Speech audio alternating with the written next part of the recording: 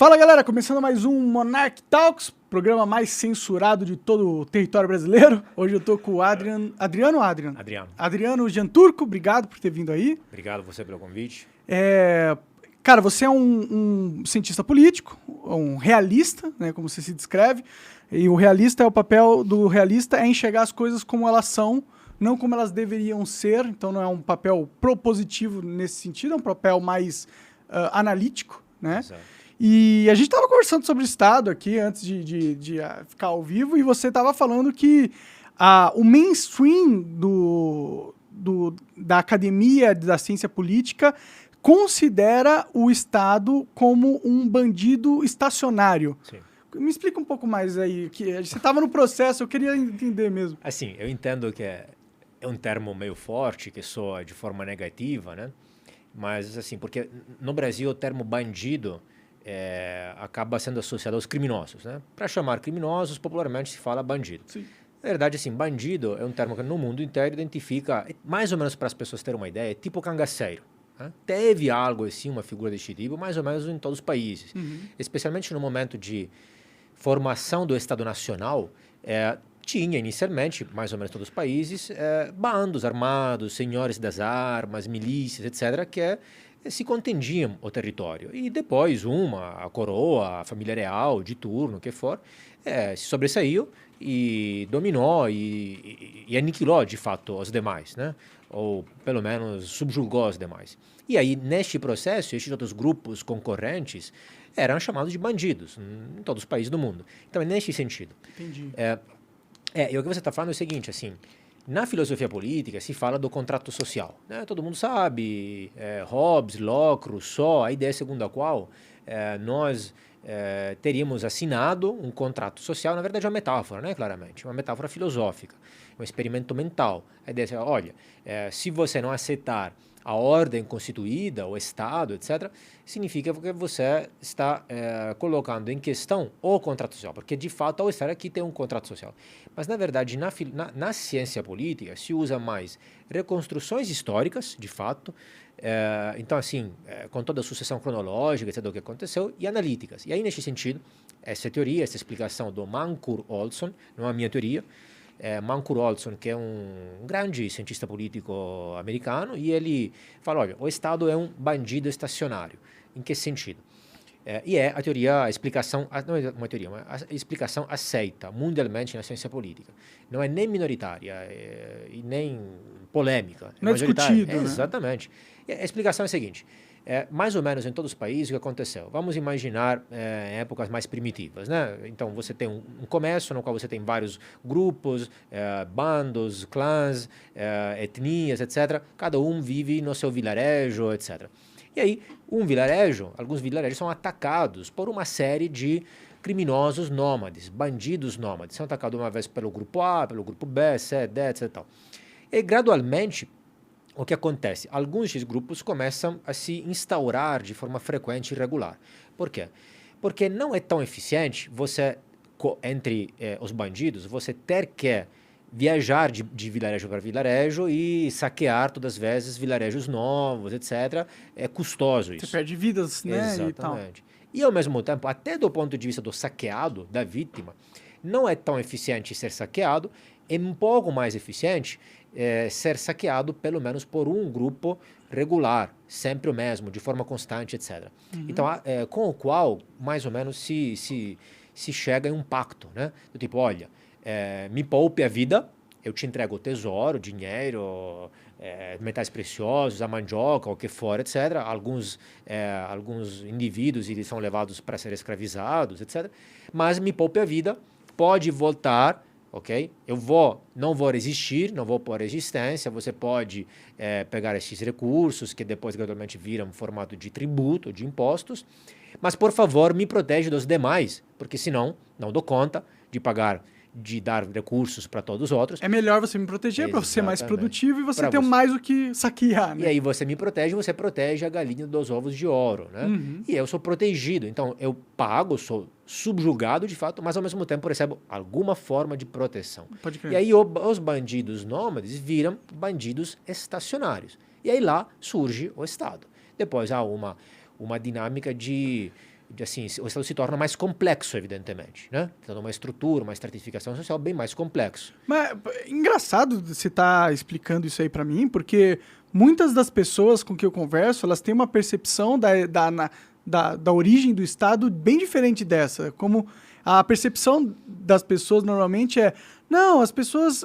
descobriram que estava sobrando comida, e aí eles queriam negociar, e aí precisava de alguém para intermediar as negociações, e aí precisava de alguém para fazer a segurança, então a sociedade foi naturalmente desenvolvendo estados em todos os lugares, porque eles precisavam disso para organizar a sociedade e proteger tal. Eles não usam essa... Eu tendo a acreditar mais na parte do bandido estacionário, entendeu? Porque faz sentido.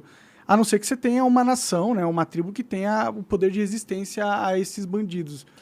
Neste sentido, talvez essas explicações não são necessariamente contraditórias, talvez se complementam. Uhum. Por exemplo, eu mesmo no meu livro falo tanto do Mancur Olson, que é a explicação aceita, e também que é mais analítica. Aí, para dar uma reconstrução mais histórica, eu uso, por exemplo, um livro que é muito famoso, se chama O Estado, de Franz Oppenheimer, que ele mostra exatamente em termos de sequências cronológicas, em 6 etapas.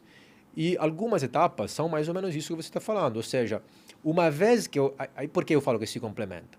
Quando o bandido estacionário fica estacionário, ou seja, aí acaba vivendo praticamente ou no mesmo lugar, na mesma aldeia, no mesmo vilarejo, ou próximo, né? E aí se juntam em algumas ocasiões, obviamente há um processo do ponto de vista sociológico das pessoas, as pessoas se misturam, de fato, né? E aí, inicialmente, eles se percebem como dois clãs diferentes, por exemplo. Mas gradualmente vão se misturando, vão casando, se reproduzindo, etc. Então, a segunda e terceira geração não será mais a etnia A, a etnia B. Será a etnia X, por exemplo. E aí eles mesmos não vão nem mais notar, olha, nós somos subjugados pela etnia B. Mas eles mesmos vão pagar impostos para a elite política lá daquele momento, que vão pertencer, evidentemente, à mesma etnia. Então, aí surge isso que você está falando, ou seja, há um surplus, um excedente de comida, de recursos, começa o artesanato aí para poder comercializar, etc. e tal. Surge uma hierarquia, uma pirâmide na sociedade, e essas pessoas, autoridades, tomam praticamente este papel, essas funções de distribuir, de organizar o excedente da comida. A meu ver, não está em contraste. Pode crer, as duas coisas podem ser verdades ao mesmo tempo. Não, faz sentido, faz sentido. A percepção que eu tenho dos estados atuais, né, são de que eles são bandidos estacionários mesmo, porque a relação que eles têm para com o povo é totalmente parasital e, por mais, não garante a proteção, né, que se fosse aquele pacto antigo já foi quebrado nesse sentido, porque o Brasil é o país com mais homicídios armados do mundo. Ele fica na frente dos Estados Unidos, né? Então, isso aí falhou. E eles não estão levando o país numa direção de aumento de produtividade ou de crescimento econômico, né? Então, dessa forma, eles só são mesmo bandidos que estão ali para sugar as riquezas que a gente produz e ainda dificultar a nossa vida, né? Então, eu tento acreditar em você quando você explica essa origem aí. Não é nem eu, repito. Não, eu tento acreditar na ciência política, tá ligado? Atenção, que a coisa interessante, quando eu explico essa explicação do Mancur Olson, alguns tendem a pensar, esse aqui é um papo anarquista. Bom, eu não sou anarquista. Além disso, Mancur Olson não é nem anarquista nem liberal. Ele é um neocon, um conservador, praticamente.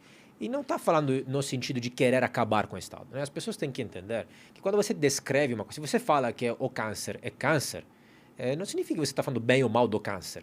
Se você está falando que um paciente tem câncer, não significa que você está falando que quer que o paciente morra. Está descrevendo a realidade. Okay? Então, ele não quer que o Estado acabe. Até porque ele, repito, não é anarquista. Ele está só mostrando que aquela situação de expoliação irregular e feita por bandidos nômades, é mais ineficiente ainda, até para o saqueado, para a vítima, que a situação do bandido estacionário. Então, por exemplo, ao que se aplica isso muito bem? Alguns países, por exemplo, africanos, do norte da África, etc. Pensem, por exemplo, a Primavera Árabe, Líbia, Gaddafi, Egito, etc. Tal. Tem alguns países que não têm um monopólio da força muito bem estabelecidos, e aí o que acontece? A ideia de alguns neocon conservadores americanos é que se você tem uma ditadura. Líbia, Egito, Síria, etc. É claro que o ideal seria a democracia. Mas se você tirar o ditador para tentar implementar a democracia, é muito mais provável que o país caia em guerra civil e aí depois um processo de fragmentação de senhores das armas, etc., tribos... Que foi o que aconteceu na maioria desses países exatamente, aí. Né? Exatamente. Na Líbia, por exemplo, né? Hoje um país dividido. Quando caiu Gaddafi, a situação foi essa. Então, o argumento qual é? Olha, a ditadura, o argumento dele, a ditadura é melhor que a anarquia, que a anomia total, que é esse processo de fragmentação de guerra civil. Primeiro é isso. Primeiro é o caos, depois vai para a ditadura e depois, eventualmente, pode, claro, o ideal, ir para a democracia. Entendi. Pode crer. É que como que você analisa, meio que mudando de assunto, mas eu fiquei interessado na hora que você falou desse país aí, como que você analisa o papel dos Estados Unidos geopoliticamente em relação dele realmente ignorar os conselhos dos conservadores lá e começar a fazer regime change em todos os países que ele pode para tentar ser meio que a polícia do mundo? Você tem essa visão sobre os Estados Unidos? Como é a visão da ciência política e também do Adriano? Sim. Não, interessante. Pois historicamente isso mudou, né? Porque os Estados Unidos antes não era nem potência, etc., mas assim, antes tinha um papel mais isolacionista, né? Antes quanto? Basicamente, até a Segunda Guerra Mundial, ainda tinham feito alguma intervenção, etc., mas assim, foi com a Segunda Guerra Mundial que eles assumem este papel de protagonista mais que a Grã-Bretanha, e de lá virou este policial do mundo, chamado. Então, essa ideia de intervir de vez em quando em alguns países e para fazer transição de regime. Exato. Na ciência política se entende que a transição de regime é muito complexa já por si só. E nem sempre dá certo, entre aspas. Certo se considera assim o desejado, né? Ou seja, um processo de democratização. Um país que sai de uma ditadura e se democratiza. Nem sempre dá certo, porque tem uma série de dificuldades. Então, às vezes, quando cai uma ditadura, pode recair numa outra ditadura ou até pior, né? E um dos fatores que complica é quando há uma intervenção externa, de uma potência externa. Geralmente, nesses casos, é muito raro que dê certo e que o país se democratize. Por quê? Certo ou errado que seja, mas grande parte da população geralmente enxerga aquela intervenção como ilegítima. Então, que foi o caso, por exemplo, de Gaddafi. Né? Ele foi tirado, de fato, pela intervenção de países estrangeiros, Estados Unidos, França, etc. E, por quanto ninguém goste muito de Gaddafi, né? Mas, assim, é o que aconteceu. Então, não foi visto como um processo legítimo, natural interno do país. Sociedade. Exato. Né? Então, já é difícil por si só. Ao ponto que eu diria, a prova mais recente é a Primavera Árabe. De todos os países da Primavera Árabe, Líbia, Marrocos, Tunísia, Egito, Síria, qual hoje está melhor que antes? Nenhum. Se bobear, só a Tunísia e nem isso. Sim. Eu vi umas fotos, acho que, do Irã, em 1970. Não sei se era Irã ou Irã. Afeganistão. Os dois. Tinha moças andando sem o hijab, num contexto bem ocidental, numa rua toda limpa, nos prédios bonitos. Né? Parecia uma sociedade que estava indo bem, tá ligado? No passado. Nem há tão pouco tempo, 50 anos atrás. E agora você vai lá, tá completa destruição, né? Pois é. E por que você acha que, mesmo sendo essa visão que você deu, talvez seja sua e também da ciência política, sabendo disso, tendo a academia ciente disso, por que você acha que nesses últimos, 30 anos, os Estados Unidos teve uma postura tão intervencionista, tão imperialista nas outras regiões? Não, bom, primeiro, sobre essa questão aqui, existem também posições diferentes, né? E às vezes, o que acontece, é claro que tem alguns planos por aí, especialmente das grandes potências, mas nunca tudo fica sob controle, as coisas saem do controle. Então, às vezes, os países se encontram numa situação na qual não queriam estar, mas estando, acham que tem algumas responsabilidades de fazer alguma coisa. Então, por exemplo, veja o caso da Síria atualmente, né? O caso da Síria, que também foi um país que começou o processo da Primavera Árabe, mas onde o regime de Assad, em lugar de perder, conseguiu manter o controle, claro, com a mão pesada. E aí, de fato, lá hoje tem uma guerra por procuração entre Estados Unidos e Rússia, que lutam indiretamente, né? Na Síria e outros atores, etc. Então, Ucrânia. aí o que acontece às vezes é que não é exatamente na esperança que o regime daquele país possa melhorar, mas é para evitar, por exemplo, que outra potência, por exemplo, a Rússia ou a China, ganhe espaço, ganhe território. E aí, por esse motivo, às vezes, os Estados Unidos intervêm. Mas, sim, mas é porque há uma disputa E é o argumento que muitos que defendem o posicionamento do Putin. Não tô falando que eu defendo, tá, galera? Mas eu sei que existe esse argumento, tô só expondo aqui porque eu quero saber a opinião do Adriano. Que ele foi forçado a tomar uma medida mais drástica porque houve um expansionismo da OTAN via Estados Unidos e Europa que visava isolar a Rússia e conseguir assegurar, assim, um controle mais hegemônico das políticas globais. Então, primeiro, eu acho que neste caso é importante falar que tentar compreender as razões do outro não significa concordar e justificar, que é o que você falou. E é importante compreender, porque senão não há solução. Como que combate, né? Se você não sabe o que o inimigo está fazendo. Se você fica na sua bolha e sem entender o lado do outro, isso até nas relações pessoais, né? Com a esposa, com os filhos, etc. Ainda mais quando é mais complexo, nas situações macro. Sim. Então, pois este é um ponto de vista.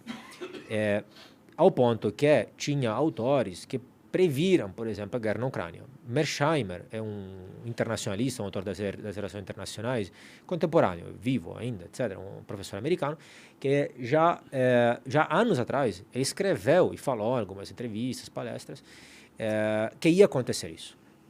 Exatamente por essa expansão da OTAN ao leste. Agora, isso não significa que ele está justificando a reação do Putin. Exatamente, mas está alertando. Olha que, sabendo como as grandes potências ou médias potências costumam atuar, isso é previsível.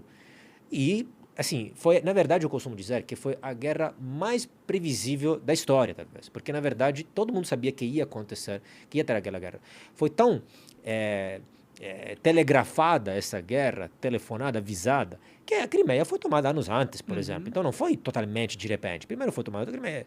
Então, eu acho assim, que é previsível, era imaginável, por este motivo, porque se sabe que as grandes potências, quando outra potência chega próxima, costumam se comportar dessa forma, mas acho que cabe, quando tem mortos em questão, acho que cabe um julgamento moral. Aí é meu, claro, pessoal. A meu ver, não justifica, evidentemente, né? Não é porque seu inimigo, assim, veja, quem é que queria, assim, a OTAN está se expandindo, sim, mas atenção, a OTAN não estava obrigando a Ucrânia, te obrigo a entrar na OTAN. Era a Ucrânia que queria entrar. Mas era a Ucrânia que queria entrar? Claro. E as guerras híbridas? Sim, sabe por que sim? Por exemplo, antes, inclusive, foi um efeito colateral, uma consequência não intencional, backfire, da mesma guerra na Crimeia. Tem pesquisas de opinião que mostram que antes da guerra da Crimeia, só 20% da população da Ucrânia queria entrar na OTAN. Depois, 80%. Entendi. Mas é claro, que é a mesma coisa que agora aconteceu com Finlândia, por exemplo, Estônia, Moldova, que querem entrar na OTAN. Ameaçados, né, pela Rússia. Exato. Então, assim, quem está querendo entrar na OTAN, assim, são os países que querem entrar na OTAN, não é a OTAN que quer entrar nesses países. Mas eu vi, é que, tipo, quem veio antes, o ovo ou a galinha, né? Eu acho que foi feita toda uma construção geopolítica de propaganda e de espionagem, de sabotagem, de tudo mais, para conduzir os ucranianos a essa posição, né? Tipo, você mesmo falou, existe uma proxy war nas regiões da Síria e etc, tal, e a gente sabe que a primeira etapa de qualquer guerra hoje no mundo moderno não é tanques de guerra e soldados na rua. São as guerras híbridas, a guerra de propaganda, psicológica, tecnológica, econômica. Então, esses fatores da guerra, que não são esses fatores de violência, mas são fatores, outros tipos de subterfúgios, eles já estavam sendo aplicados na Ucrânia pelos Estados Unidos e também pela Rússia. Então, falar que qualquer coisa que aconteceu ali foi a decisão do povo ucraniano é difícil, porque eles são meio que uma formiga num furacão entre duas grandes potências mundiais, né? Tipo, eles estão tentando sobreviver, tem dois gigantes querendo puxando o ucraniano para cada lado, e no fim o ucraniano rasgou no meio. Sim, mas mais ou menos, no meu ponto de vista. Em que sentido? Partindo da premissa que ninguém é limpo, né? ninguém é perfeitinho, todo mundo tem esqueletos no armário e o mundo ideal não existe. E partindo da premissa que talvez o mundo ideal realmente seria cada país, assim, nenhum país intervir nos afazeres internos dos demais e cada um ficar no seu quadrado e ninguém enchendo o saco dos outros. Este mundo não existe. Neste mundo você tem países que interferem diretamente, indiretamente, tem todos, né? potências. Todas as grandes Exato. potências interferem. Né? Exato. Menos o Brasil. O Brasil é o interferido. Né? Às vezes interfere, né? Só que é positivamente, dando um porto ali para um país na América Latina, dando uns bilhões ali para outro. A gente é muito bonzinho geopoliticamente falando. Mais ou menos, mais ou menos. Mas assim, então assim, o que quer dizer? Que nessa época histórica, obviamente existem essas grandes potências, a potência principal é os Estados Unidos, etc. Ok, só que, posto isso, e repito, nenhum dos dois lados é limpinho, que existe também uma diferença entre um lado e o outro. Substancial, diria. Né? De poder, você diz? Não, não. Ou de ideias? Tem um que é bem menos pior que o outro lado. Né? Então, se essas... Você acha? Tipo, os Estados Unidos é bem menos pior do que a Rússia? Com certeza. Por quê? Porque... Não, interessante. Você não acha? Eu acho que é bem relativo essa análise, assim.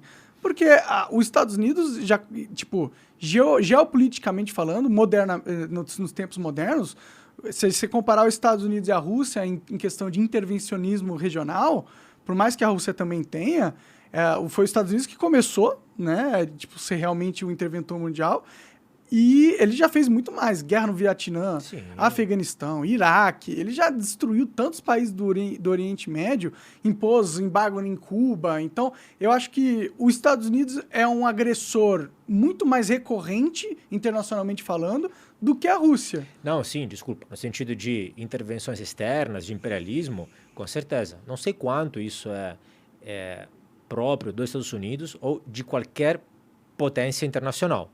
Se não fosse ele, já foi Inglaterra, já foi Império Romano. Se não for ela, se não for Estados Unidos, num futuro talvez pode ser a China e vai ser por aí. Vai ser similar. O que eu estou dizendo assim, se você for um país, a Ucrânia ou qualquer outro país, podendo escolher, o ideal é ninguém te encher o saco e soberania nacional e você ficar lá em paz, etc.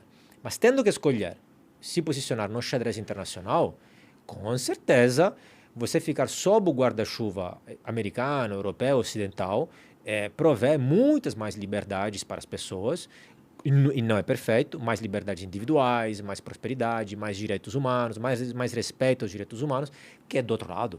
Isso com certeza. Será? Sim. O mesmo Estados Unidos que dropou gás mostarda o mesmo Estados Unidos que jogou gás mostarda no Vietnã, deixou...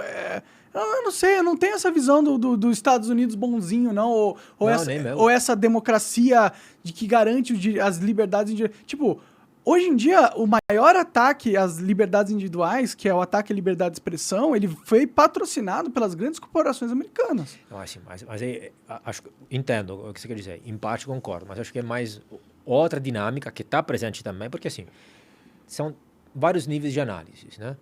Então, como é uma sociedade... Por ser uma sociedade mais próspera, comparado, por exemplo, à Rússia ou outras sociedades, e aí uma sociedade mais estratificada, mais complexa, mais sofisticada, etc., você tem mais dinâmicas ainda. Exatamente por ser uma sociedade mais aberta, aí você tem mais grupos atuando dentro. E você tem corporações, grandes empresas, você tem grandes empresários que patrocinam a agenda X e ao mesmo tempo a agenda Y, e algumas, obviamente, têm mais sucesso e outras menos, né? Claro, assim, algumas conseguem mais, outras menos. ISG, agenda woke. Exato. Não, concordo plenamente, mas assim, por que você não vê isso em outros países, como Rússia, China, etc.? Porque o regime nem deixa. Então, assim, os opositores do regime... Assim, eu acho que tem algumas coisas que são... interpretações, algumas que são opinião, outras que são realmente bem subjetivas, mas existem alguns rankings internacionais, por exemplo, de respeito dos direitos humanos, por exemplo, da liberdade de imprensa, liberdade Mas não foi os Estados Unidos que caçou o Snowden pra caralho, teve que ir pra Rússia se refugiar. Claro. Prendeu Brad Manning, prendeu, torturou ele na cadeia. Não, mas vamos lá, de novo. Puniu em 1 bilhão o Alex Jones. Na verdade, está chegando a 1 trilhão porque ele falou alguma coisa. Tudo bem que ele falou merda mesmo, mas falou alguma coisa no país que tem liberdade de expressão e está sendo punido por 1 bilhão, tá ligado? Não, mas atenção, veja. Eu falei desde o começo que ninguém é perfeito, ninguém é limpinho. Nem lá, certo? Só que existe uma diferença entre isso e morrer misteriosamente envenenado por polônio. ou a oposição, mesmo no exterior. Ou a oposição ser imprisonada, por Mas exemplo. você acha que a CIA não envenenou ninguém? Sim, absolutamente. Não. Então, é que eu tô falando, eu não vejo tanta diferença assim não, cara, entre os dois. Eu realmente não vejo. Eu acho que muito da nossa simpatia que a gente tem pelo Ocidente e pelos Estados Unidos vem da nossa criação cultural, pô. A gente já... Se a gente for para pensar, hoje a China já tá tendo, em termos brutos, uma economia tão grande quanto a dos Estados Unidos. Não, mas espera, vamos lá. Claro que o PIB per capita não é o mesmo, exato. tal, mas em termos de capacidade de financiamento, tanto que a Rússia e a China estão comprando ouro, estocando ouro pra caralho, e eles têm planos para usar o BRICS como uma plataforma de criar uma nova... Como que eu posso dizer isso? Área econômica. Não só uma área econômica, mas uma nova OTAN, digamos assim. Eu sei que não tem a parte militar da coisa, mas um novo grupo de poder global que rivalize o grupo ocidental. Porque se for para pensar, o grupo ocidental ele não tem mais o mesmo poder que ele tinha nos últimos 100 anos, entendeu? Antes você tinha uma China pobre, uma Rússia pobre, um Irã pobre, todo mundo era pobre e a diferença entre poder dos dois blocos econômicos era muito diferente. Mas agora mudou isso. A China e a Rússia estão chegando. Não, isso com certeza. Mas eu continuo na minha visão assim. Existe uma diferença substancial.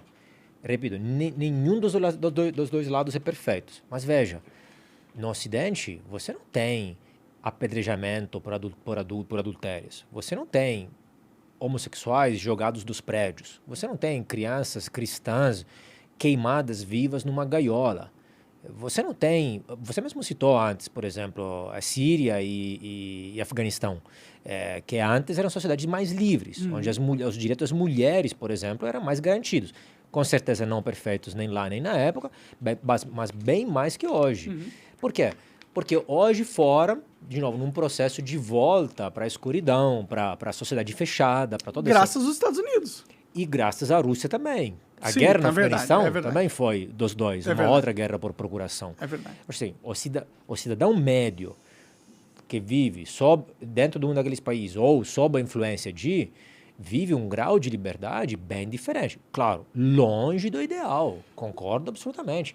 Mas aqui acho que você concorda, onde você vê isso? Você vê isso, vamos deixar assim de lado, tipo, nossa opinião, mas assim, os fluxos migratórios. De onde para onde as pessoas vão? As pessoas vão embora de Cuba para Miami, as pessoas iam embora de Berlim Leste para a Alemanha Ocidental. Pode crer. Então, incomparável. Sim. Eu acho que como pessoa, assim, eu prefiro morar nos Estados Unidos do que morar na Rússia, assim. Óbvio, eu moraria nos Estados Unidos pra caralho, inclusive tenho vontade, tô trabalhando pra ir pra lá. Não, diga. Não, atenção, desculpa. Eu também concordo, pelo que eu entendi, assim, fosse para mim, se eu pudesse, assim, a minha visão, aconselhar, os Estados Unidos deveriam parar de fazer o policial mundial. Sim. Concordo totalmente. O que é chamado de isolacionismo e não encher os sacos dos outros, ótimo. Deveria fazer isso mesmo. Então, eu acho um erro esse imperialismo direto e indireto, as guerras por procuração, etc. e tal. Nisso concordo plenamente. Não, claro, sim, total. Eu gostaria de morar nos Estados Unidos, eu acho que é o melhor lugar que tem mais liberdades e tal. Só que se a gente for pensar, não como um indivíduo, como um cidadão, mas pensar como país, eu não sei se a lógica é a mesma, entendeu? Eu acho que como país, não sei se faz sentido... Para o Brasil, por exemplo, eu não acho que faz sentido a gente se alinhar ao Ocidente agora, entendeu? Porque eu acho que o Ocidente ele tem um projeto para o Brasil de colonização do Brasil. Para os Estados Unidos não interessa um Brasil forte. Ele não quer mais uma potência regional do tamanho do Brasil, sabendo a potência que a gente pode ser, ele não quer rivalizando no mesmo território dele um Brasil.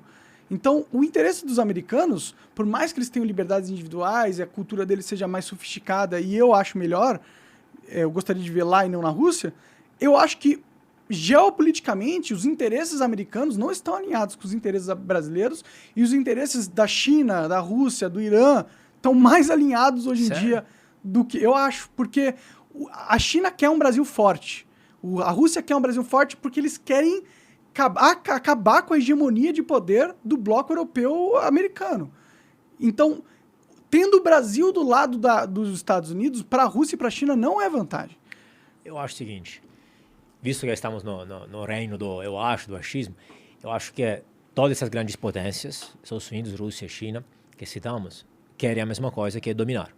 Acho que, como você falou, a China não quer, acho que a China não quer o Brasil forte, a China quer dominar ou tirar do lugar dos Estados Unidos, ou chegar a rivalizar com eles. Não sou tão otimista sobre a ascensão da China, mas é outra questão. Então, qualquer coisa que a China queira sobre o Brasil, ou a Rússia, etc., é em chave anti-Estados Unidos para ela dominar.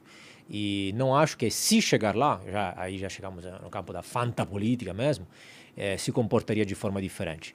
Eu acho que se comportaria, inclusive, bem pior. Veja, por exemplo, eu sou italiano. O caso da Itália. Onde, durante a Guerra Fria, a Itália estava exatamente na linha entre leste e oeste. Né? Do lado de lá, era a ex-Jugoslávia, com Tito e depois a União Soviética. Então era regime totalitário, partido único, comunista, etc. e tal. E a Itália escolheu ficar do outro lado, lado ocidental, com os Estados Unidos. Claro que isso significa ser subjugado ou alinhado, ou secundário, pelo menos, em alguns aspectos na política externa, ter bases militares, por exemplo, em território italiano, bases militares americanas em território italiano, etc. Mas, assim, a alternativa, de novo, o ideal podia ter ser soberania nacional. Mas isso não existia na época. A alternativa era a Iugoslávia. Sim, sim. A alternativa era o Partido Comunista, que era financiado pelos rublos da União Soviética.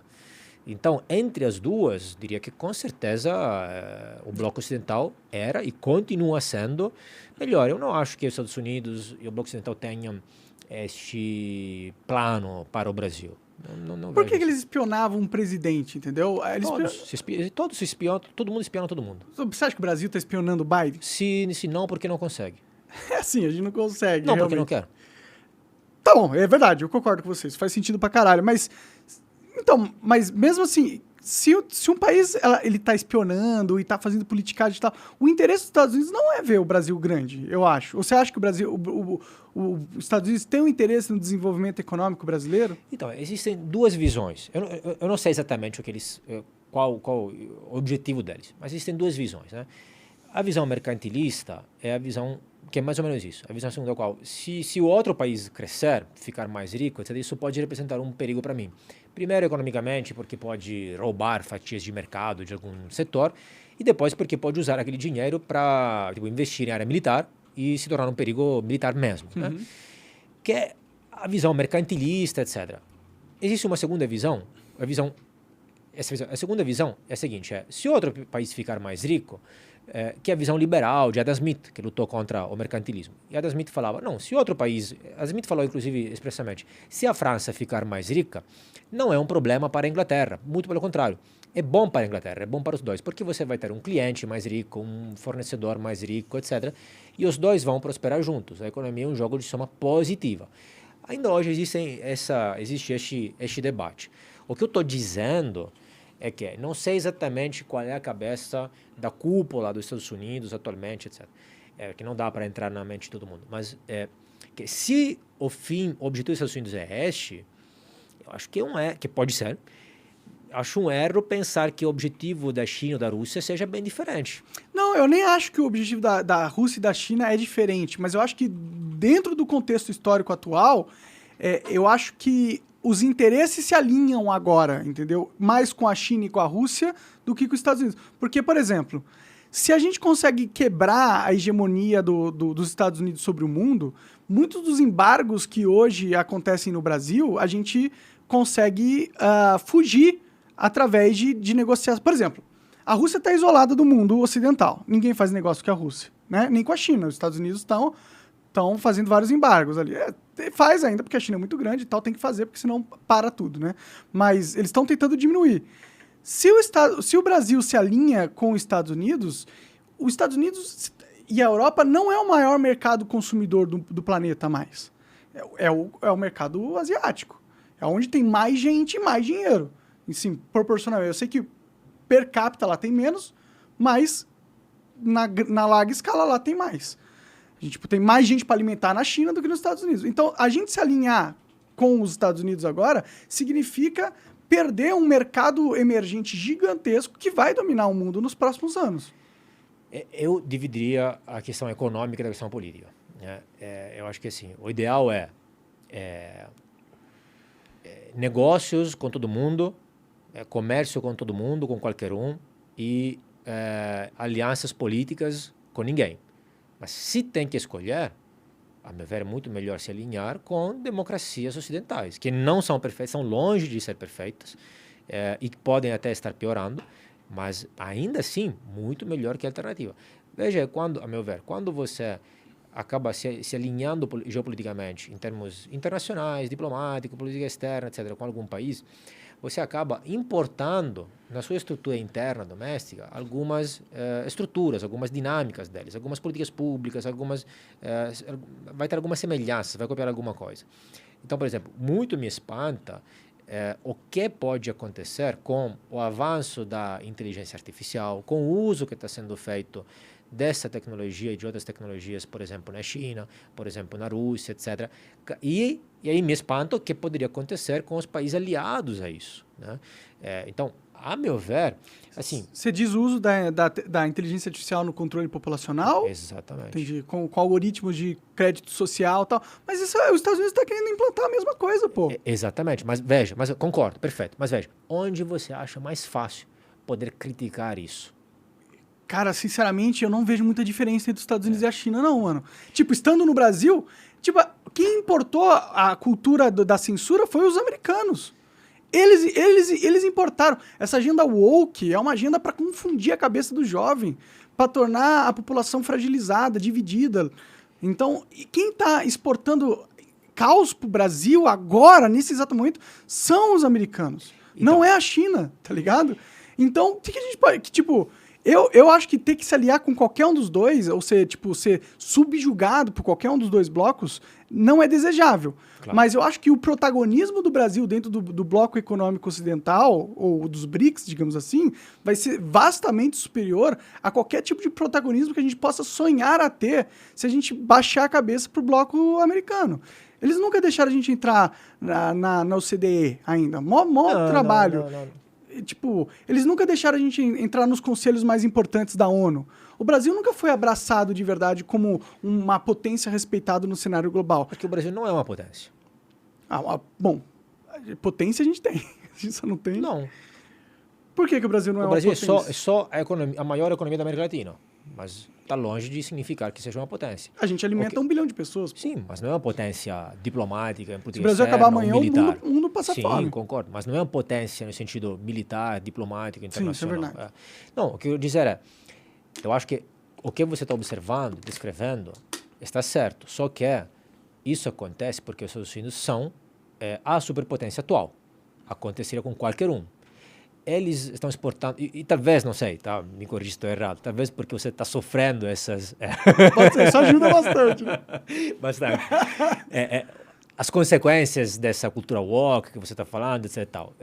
Mas assim, essa cultura woke, por exemplo, e concordo, que coloca caos, que divide, etc., é uma dinâmica prejudicial, concordo, mas que é espontânea dentro de um sistema mais livre que o outro. Nos outros países... Você acha que é espontânea mesmo? Também. Você não acha que foi financiado, planejado? As duas coisas não estão em conflito. Veja.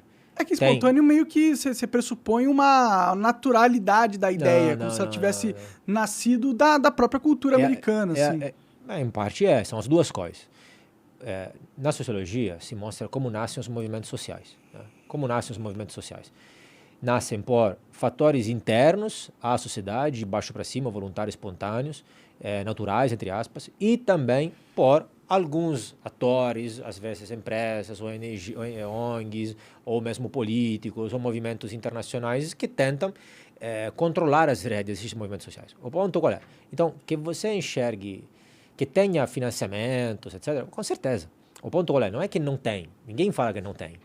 O ponto é que tem financiamentos, tem organizações para qualquer coisa, para a cultura woke, como para outras. O que quero dizer? Assim como Soros e outras empresas financiam essas coisas, e é fato, é verdade, né? Não é teoria da conspiração, existem também empresários que financiam iniciativas conservadoras, e existem aqueles que financiam iniciativas liberais também. Então, existe tudo isso. Mas a gente tem que... Eu concordo com você, mas eu acho que dentro dessa análise a gente tem que fazer...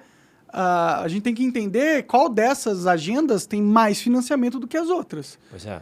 E se a gente olhar por esse prisma, a gente vai ver que a cultura woke, ela não tem só mais financiamento, mas ela tem 90% do financiamento global. Ao ponto que parece ser mais uma propaganda política e ideológica do que realmente um movimento espontâneo da sociedade. Por isso que eu travei nesse negócio de ser espontâneo, entendeu? O que eu estou dizendo é o seguinte, veja, espontâneo no sentido, repito, não significa espontâneo na sociologia que não tenha uma estrutura social, uma pirâmide e uma hierarquia, e que não tenha ninguém em cima que tenta organizar isso. Isso claro que tem. Todos os movimentos sociais, mesmo os mais nascidos de baixo para cima, logo um segundo depois da organização, eles acabam se organizando e criando uma hierarquia, uma pirâmide. Isso faz parte da sociedade. Mas você acha que esse foi um movimento que nasceu de baixo para cima ou já nasceu de cima para baixo, entendeu? Não. Foi algo que a elite usou o nosso sistema de mídia, cooptou ele e falou assim, ó, a diretriz é essa, empurrem para as pessoas. Te respondo. Tem um debate interessante entre Zizek, que é um filósofo marxista, famoso, o filósofo marxista mais influente no mundo, e Jordan Peterson, né? No qual Zizek mostra como... Jordan Peterson claramente ganha o debate, mas tem um ponto no qual ele assim, balanceia um pouquinho. Quando Zizek... porque Jordan Peterson fala, essas agendas aqui é culpa de vocês, por exemplo. Ele fala, não, esses aqui são fenômenos do capitalismo. O que quer dizer? Que são as duas coisas contemporaneamente. Em que sentido? Que sociedades mais prósperas... é o seguinte, John Adams, o segundo presidente dos Estados Unidos, falava o seguinte, eu quero estudar guerra para que meu filho possa estudar administração, negócios, para que minha neta possa estudar letras e arte. E geralmente é isso que acontece. Primeira, segunda, terceira geração, prosperidade, aí os netos acabam estudando arte, marketing, ficam folgados. Letras, legal. Não, também quero, gostaria, né? Ok, Só que nada eles têm um contra. ambiente tranquilo para eles poderem fazer Exato. isso. E aí, geralmente, nada contra isso. Sim, isso é bom, é o Sim, desejável. legal. Se todo mundo pudesse, né? Sim. Só que geralmente, não vamos esconder, sabemos que essas áreas são mais associadas à parte criativa do cérebro e à parte emotiva, e aí geralmente tem uma correlação forte com uma tendência política mais à esquerda. Uhum. E mais a cultura da vitimização, etc. Tal. Todas essas questões aqui. A emotividade, hipersensibilidade, uma fraqueza psicológica. Por quê? Porque você vive bem, né? Vive bem demais, nunca teve problemas, etc. Estou simplificando, evidentemente. Sim. E aí, Não, mas a sociedade já gera isso. Não por acaso, isso onde nasce? Como você mostrou, nos Estados Unidos, porque é mais próspera. Uhum. Então, por exemplo, é as duas coisas ao mesmo tempo. É uma sociedade que já por si só gera isso. E aí, claro, alguns grandes empresários que financiam isso. Mas quero dizer, vamos fazer experimento mental. Se esses grandes empresários tivessem financiado essas agendas no Afeganistão, na China, ninguém nem ia escutar, não ia surgir, porque a sociedade não está pronta para gerar aquilo. Então, são as duas coisas ao mesmo tempo. Eu não estou negando que tenha tudo isso. Sim. É a Weltanschauung, ou seja, a visão de mundo dos... Assim, vou banalizar um pouquinho, tá?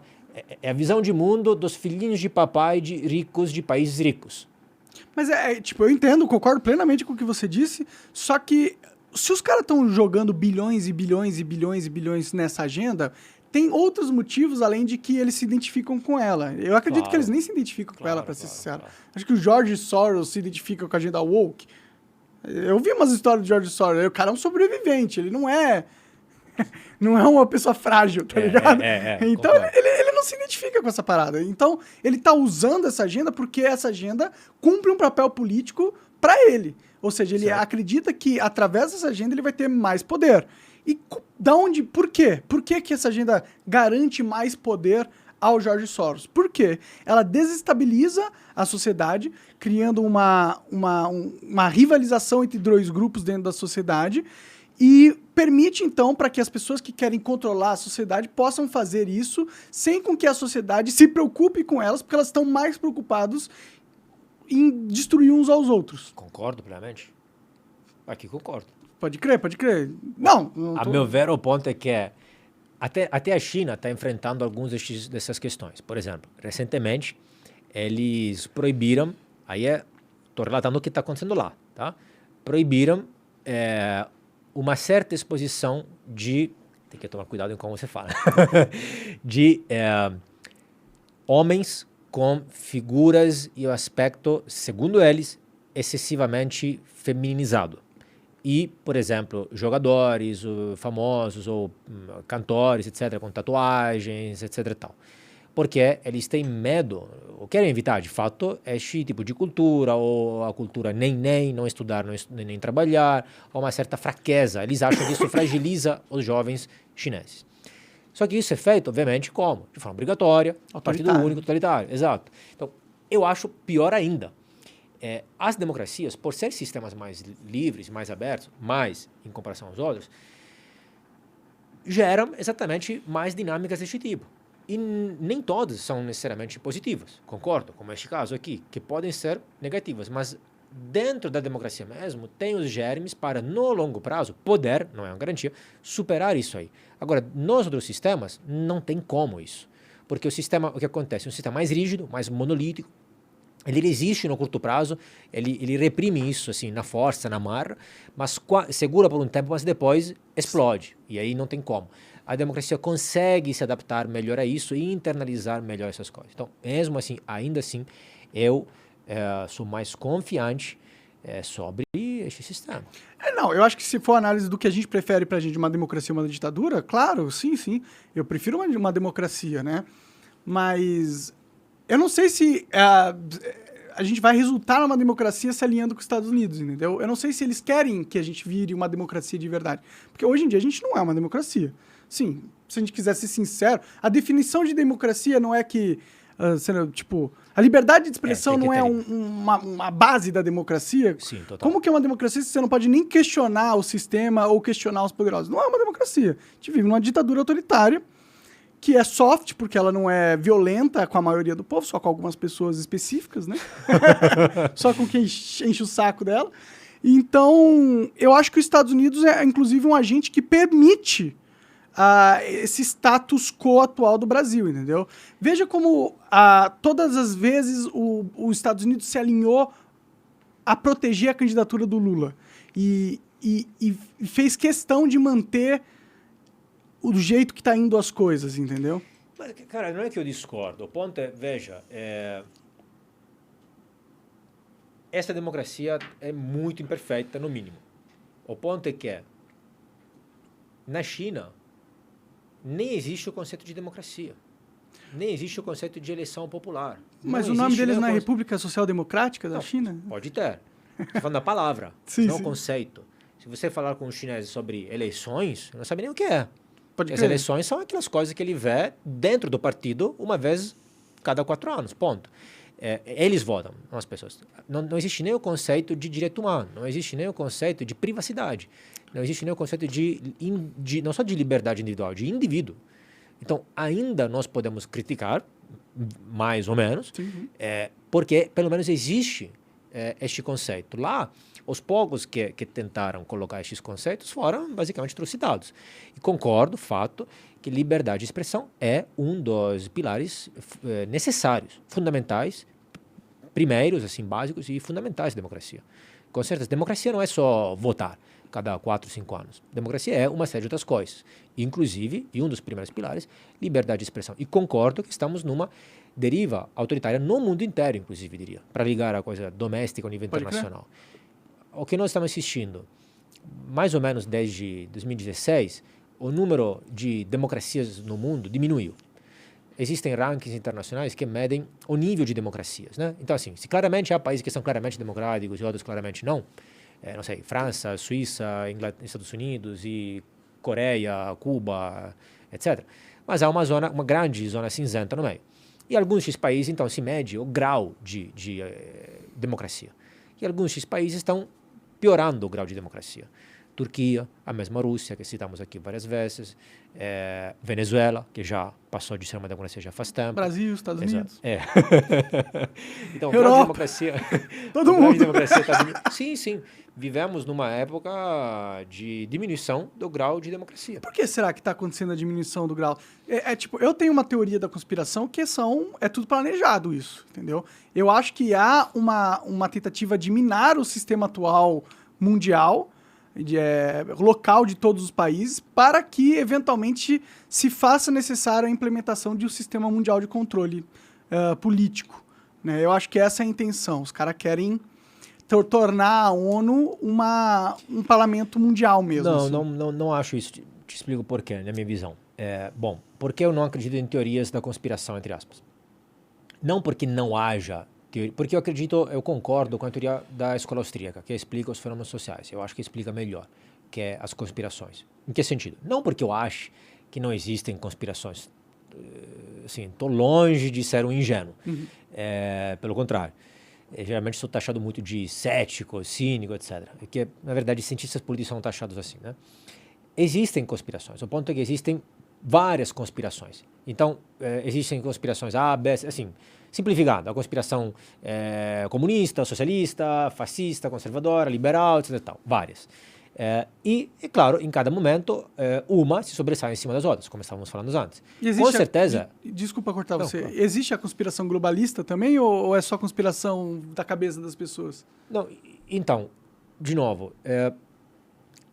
eu não gosto muito deste conceito porque parece exatamente que seja um acordo em secretas, em quartos secretos, etc e tal. Eu não acho que seja segredo. Você vai no Fórum Econômico Mundial e vê o que os caras estão falando, você fica assim, caralho, que absurdo. Os caras querem acabar com 2 bilhões de pessoas nos próximos anos. Exato. Mas eles estão falando isso. Não, existe isso, mas ao mesmo tempo eu quero dizer, existe o que eu chamo de Weltanschauung, a visão de mundo. E existe isso já desde antes. Se eu tivesse, inclusive, que pôr uma sucessão cronológica, eu falaria que é exatamente o contrário.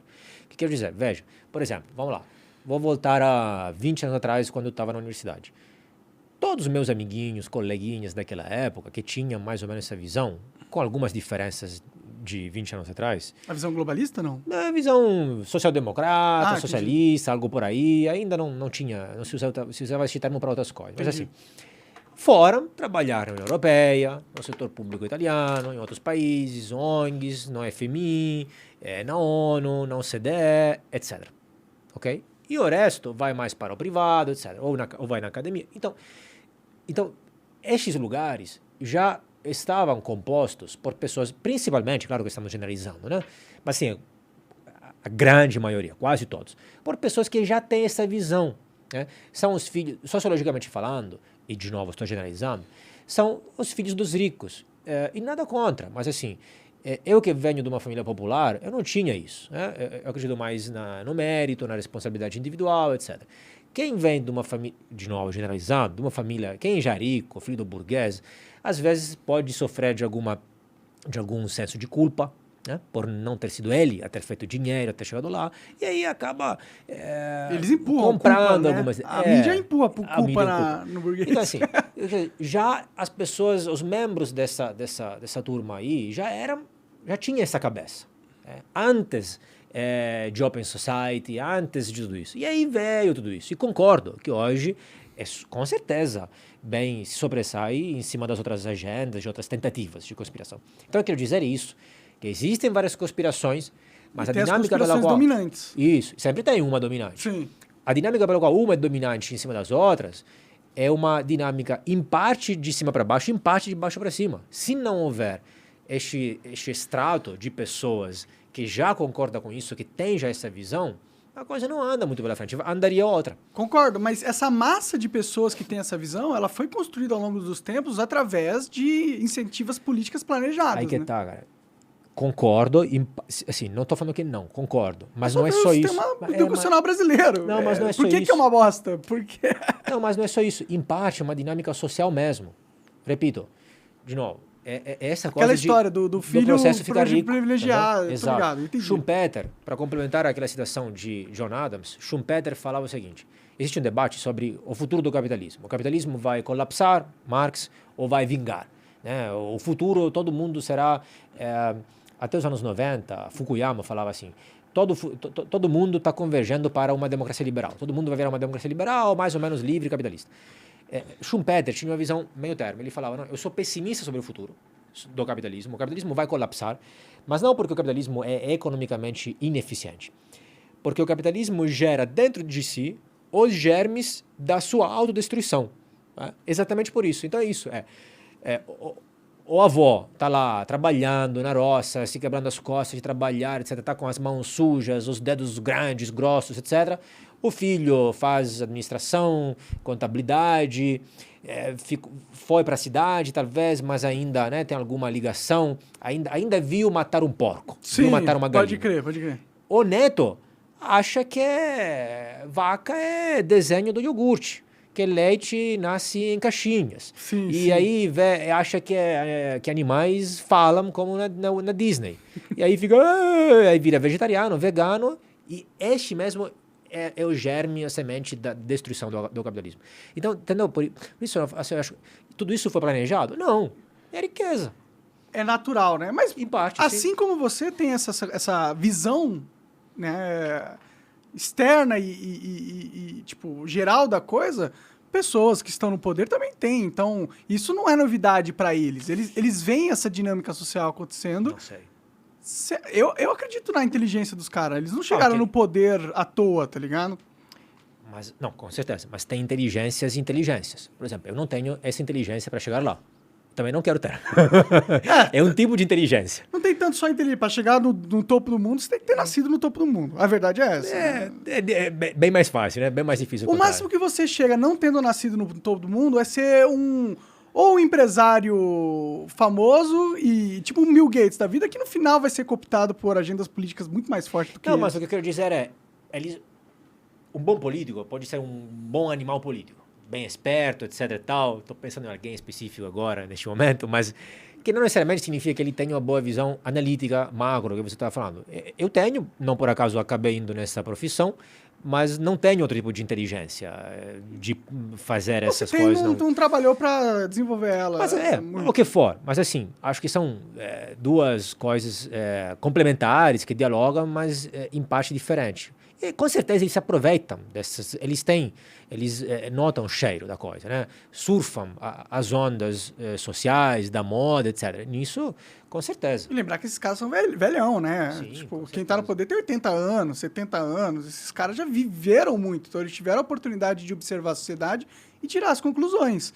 Então, eu acho que a partir disso, eles tendo poder e sabendo como a sociedade funciona, eles vão explorar essas dinâmicas, né? Sim, e eu acho que é por isso que eles investem tanto. Então, talvez eles estejam até acelerando essa destruição do capitalismo, porque toda vez que a gente consegue destruir um sistema, significa que está na hora de colocar um sistema novo no lugar. E quando você está no poder máximo, quando essa transição acontece, é um momento de oportunidade de você mudar o mundo à sua imagem e semelhança, né? Aí o que eu quero te dizer é o seguinte, assim, por que está tendo este processo de diminuição das democracias, talvez de centralização da autoridade, tanto em vários países quanto talvez ao nível mundial? Assim, o ponto é, hoje nós ouvimos como única explicação possível por parte da direita que é uma conspiração globalista, mas na verdade existem outras explicações. Pode concordar ou menos, mas qual uma das outras explicações? Por exemplo, que eu falo no meu livro, que não é, de novo, não é minha teoria, eu só bebo nessas fontes, né? É o seguinte, o poder tende a se centralizar, a se enraizar e a se perpetuar. Essa é uma característica, uma dinâmica inerente, inevitável do poder. De todos os tipos de poderes, econômico, mediático, político, porque estamos falando mais de política, especialmente do político. Então, é normal que o poder tenda a se centralizar. Vamos ver, por exemplo, em chave... Assim, como o poder não é tangível, então é difícil de tocar e de apontar, né? Mas esta é a dinâmica do poder. Então, vamos ver em chave histórica. Do ponto de vista histórico, me parece que a história do mundo sempre foi história de impérios, e não história de Estados-nações, como agora. E nisso, de novo, não é a minha teoria, eu concordo com o que Neil Ferguson fala, que é um historiador escocês. Sempre foi, a maioria da história sempre teve impérios. Império Romano, Império Chinês, Assírio e tal, blá, blá. Especialmente o Império Romano, que durou mais tempo que os demais. Depois nós tivemos o colapso do Império Romano, Idade Média, que durou pouco, na verdade, e depois, com 1648, o Tratado de Westfália, aí, gradualmente, o nascente Estado-nação. O Estado, país, como nós conhecemos hoje. Não quero tediar aqui o público, mas assim, Não, tá legal. o Estado. Só que todos nós, cada um de nós, nasceu depois do Estado. Então achamos que está lá, normal, tem o céu, a terra e o Estado. Na verdade, a teoria, a hipótese que Daniel Ferguson concorda é que estamos só num processo de transição para uma volta aos impérios.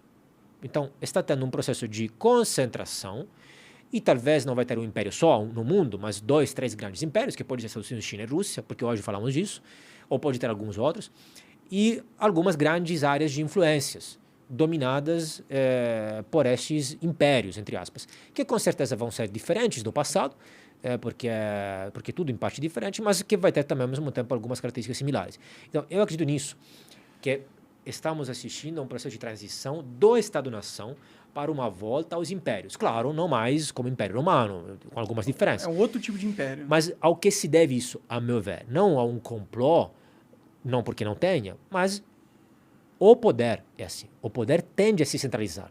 Veja do ponto de vista histórico.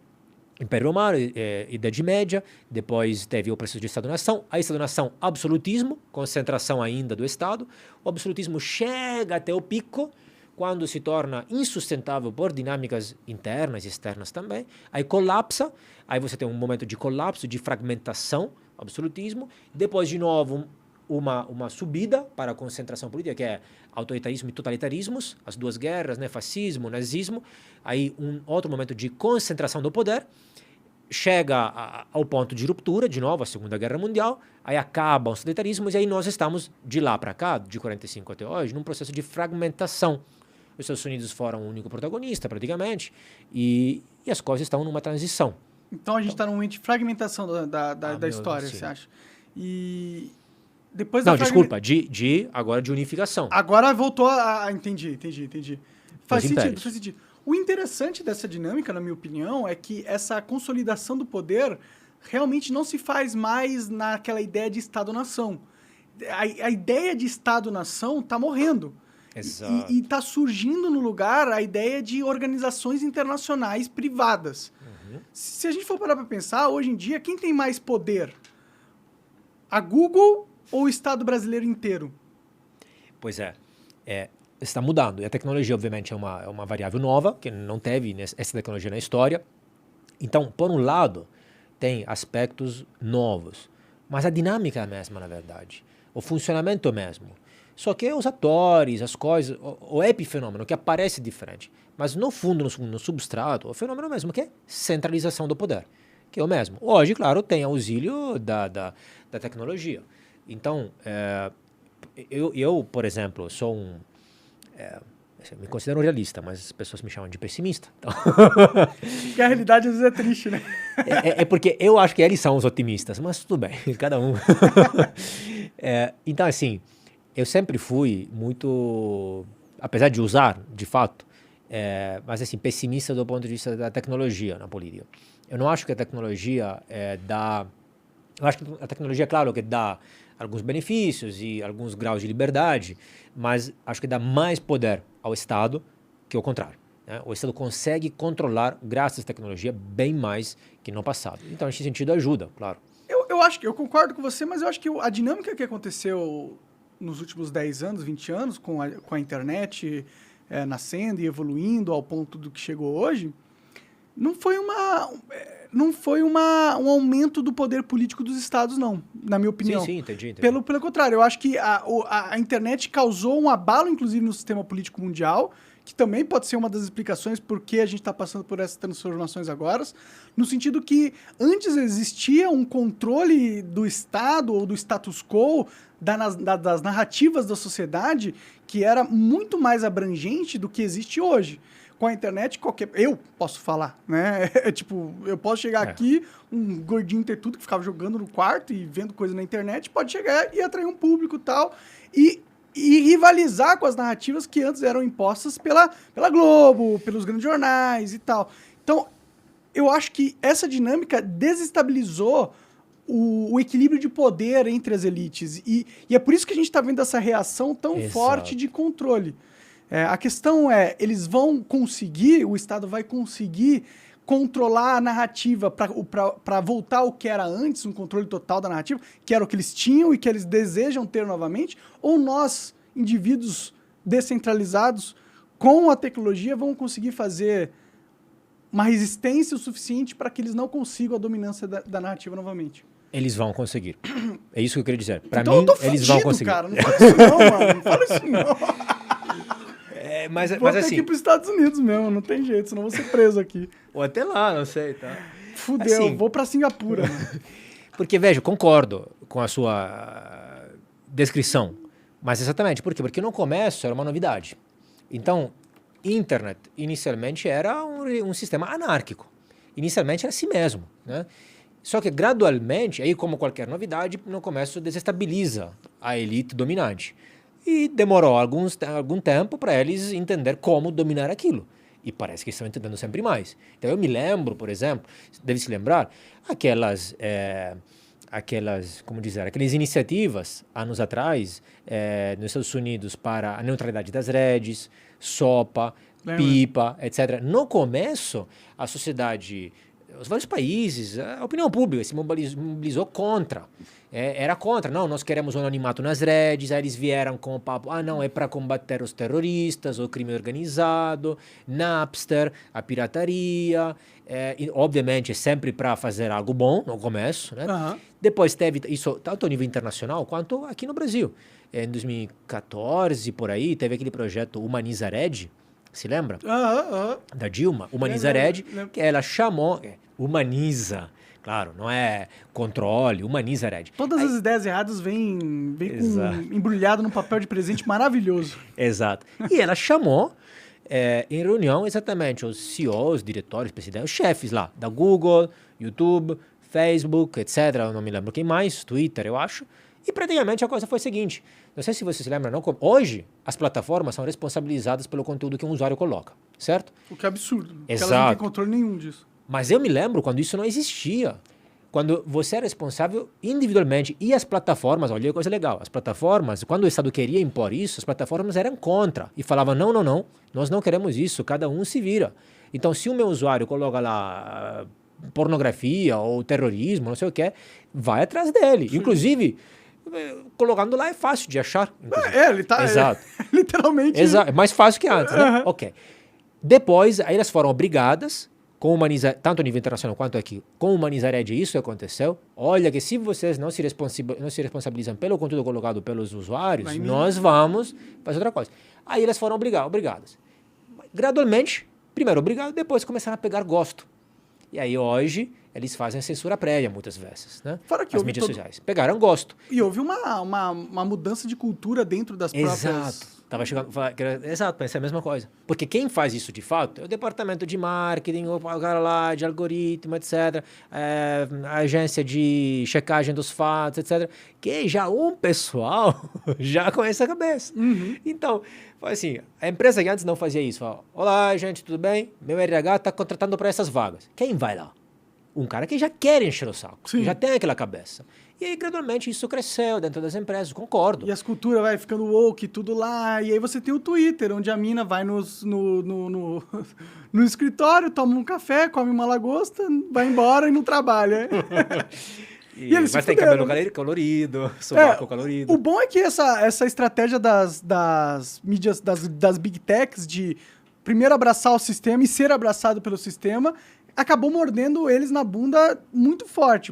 Primeiro porque ele criou um ambiente onde os concorrentes podem surgir com a vantagem competitiva de não fazer a censura. E aí você tem a ascensão do Rumble lá nos Estados Unidos, e aqui no Brasil tá começando a crescer pra caramba. E você também fudeu eles porque aquela cultura criou um ambiente de trabalho ultra não produtivo. E aí você tinha, por exemplo, o Twitter com 8 mil funcionários, o Elon Musk compra, vai lá e fala, mano, tem 5 mil pessoas aqui que são inúteis. Ele demite as 5 mil pessoas, que provavelmente eram pessoas da cultura woke, que tornavam o ambiente do Twitter aquele ambiente tóxico, que validava eles trabalharem junto com o governo e com a CIA e com o FBI, que inclusive está aprovado pelos os e-mails que o Elon Musk vazou no Twitter. E aí você criou aquela dinâmica de censura na internet, que me fudeu nesses últimos 4 anos pra caramba, e fudeu outras pessoas, e acabou validando culturalmente o Estado vir e quebrar uma das liberdades individuais mais importantes, que é a liberdade de expressão, e instaurar um regime de controle de narrativa imposta pelo Estado. Por isso que eu falo que os Estados Unidos não é nosso aliado, mano. Os caras nos fuderam, velho. Eles nos fuderam. Eles foram um cavalo de Troia. Toma aí as nossas redes sociais, YouTube, olha que bonito, você pode usar. Aí todo mundo começa a usar. Agora vou condicionar a mente do brasileiro pra você se fuder. E fez, né? Que tá acontecendo isso uma coisa que seja tão planejado, acho que é outra coisa. Cara, se eu enxergo isso, mano, eu sou um burrão, cara, um gordinho ter tudo. Mas Eu não li nenhum desses livros aqui, ó. Nenhum desses livros. Eu não sou um cara inteligente. Se eu tô enxergando essas porra, eles já enxergavam isso há 10 anos atrás e foi por isso que eles implementaram. Veja, eu acho que é um pouco diferente em que sentido. Já faz décadas, antes de tudo isso, que tinha uma hegemonia cultural dessas visões, chamamos de socialista, marxista, sociais-democratas, neomarxistas, no ambiente acadêmico, por exemplo, né? No ambiente escolar, etc. Mais ou menos com algumas diferenças, um pouco em todos os países, né, do Ocidente. Então, assim, isso, de novo, é o mesmo capitalismo, a mesma prosperidade que gera isso. É o neto que estudou arte, letras, etc. Mas é que se tiver... Desculpa te cortar, mas é que se tivesse um trabalho do Estado que entende essa dinâmica social e coloca ferramentas para mitigar esses efeitos, a gente poderia ter construído uma sociedade mais resistente a essas dificuldades naturais da evolução social. Não, poderia, mas... Mas o que houve foi totalmente o oposto. O Estado ele trabalhou ativamente para ideologizar o ambiente acadêmico e colocar ativistas políticos em locais de poder e proeminência, justamente porque eles sabem o efeito que a academia tem na mente dos jovens e como os jovens podem ser usados para serem massa de manobra no futuro político. Não é que eu discorde disso, o ponto é que acho que é um pouco mais complexo, acho que tem outras variáveis. Tem isso e tem outras coisas. Por exemplo, e podemos falar do Brasil ou dos outros países também. Por exemplo, um dos motivos pelos quais se chegou nessa situação de hegemonia cultural, que aqui no Brasil é muito forte, concordo, é também porque, por exemplo, um dos fatores, durante a ditadura, praticamente não tinha muito espaço para a oposição, para a esquerda atuar politicamente, evidentemente, então a área que sobrou para eles foi a cultura. Arte, música, cinema, escola, etc, tal, mídia, blá, blá, blá. Mídia nem tanto, etc. Então fora para a área da cultura. Inclusive, aí, claro, poderíamos falar que quem tinha teorizado isso foi Gramsci, etc, né? Vamos chegar lá pela via da cultura. Primeiro Pois vamos fazer... os caras criaram o manual, né? Não, claro. E ele era um político mesmo, então é um manual mesmo, no sentido de tática mesmo, estratégia. Sim. Mas, de novo, para isso poder ser aplicado, você precisa de um ambiente que favoreça. E este ambiente, paradoxalmente, onde você tem uma ditadura, e aí eu não posso entrar em política diretamente, paradoxalmente favoreceu isso. Porque, então, vou focar nisso mesmo. Então, todo mundo focou nisso. O que quer dizer? Então, assim, vamos supor... Assim, então, era um plano da ditadura tomar o poder político total, não permitir aos comunistas entrar, para que os comunistas tomassem a hegemonia da cultura, entendeu? Acho que não. Mas é que eu acho que... Desculpa, mas que contribuiu a gerar isso, sim. Mas, inclusive, o objetivo era exatamente o contrário. Era aniquilar a esquerda. Mas a esquerda já estava em posição acadêmica antes da ditadura acontecer. Sim, mas veja, quando é que a hegemonia tomou posse? Não, eu entendo, eu concordo. O mesmo Gramsci, sim, claro, Gramsci teorizou aquilo, sugere aquilo, o manual. Gramsci escreveu tudo isso quando ele estava na prisão, colocado por quem? Por Mussolini. Então, atenção, que estou dizendo, era um plano de Mussolini, não, vou colocar na prisão, aí ele vai escrever isso, e aí eles vão tomar a cultura. Não, o que estou dizendo é que às vezes contribui para o resultado algo que tinha um objetivo totalmente oposto, inclusive, que contribui com aquilo. Aí o que eu acho que acontece, que nós olhamos o resultado, essa situação ruim que está aí, e olhamos as causas diretas, mas não olhamos as causas indiretas, por exemplo, porque é mais fácil. Não estou negando que tenha, só que tem várias outras. É um pouco mais complexo, me parece. Não, eu concordo. Eu entendo que existe uma origem do radicalismo e tem um porquê as pessoas se radicalizam, né? Muitas vezes é porque existe um outro grupo radical oposto que também está fazendo contraponto, e foi o que aconteceu hoje no Brasil, né? Você tinha o Bolsonaro, que podia ter sido apaziguador, mas ele foi... na forma com que ele se portou como presidente, ele foi divisivo, houve uma separação proposital feita... O Lula também é igual, né? Cada um se alimenta do outro. Exato. E um radical vai radicalizando Exato. o outro radical. E aí eu concordo nesse sentido. A mesma internet, acho que contribuiu a isso, né? Por quê? Porque, assim, então o que aconteceu? Basicamente, especialmente no Brasil, essa visão já era hegemônica na área do ensino, na cultura, na arte, na mídia, etc. E a direita, até pelo passado ditatorial, não tinha espaço, etc. E aí, quando surgiu a internet, Orkut, Facebook, depois, etc., eles acharam este lugar onde se organizar, se encontrar e se organizar. Aí nasceu lá, basicamente, a direita. Ao ponto que a esquerda nem viu a direita chegar. Não viu pelo retrovisor, viu depois. Quando o Bolsonaro ganhou, eles, até pouco tempo antes das eleições, eles subestimavam. Você lembra que no começo eu me lembro que eles falavam, mas será que Bolsonaro é uma candidatura séria? Depois começaram a falar, mas Bolsonaro tem um teto.